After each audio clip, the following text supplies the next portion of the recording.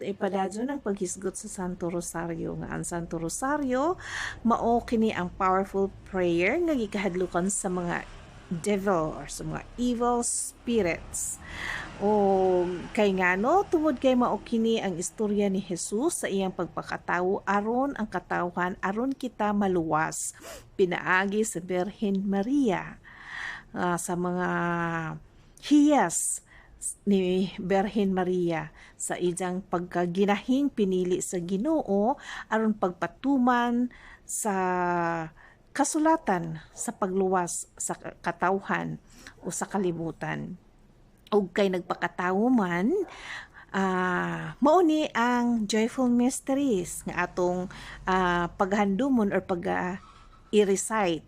So, joyful mysteries na ang pagpakatawo ni Jesus.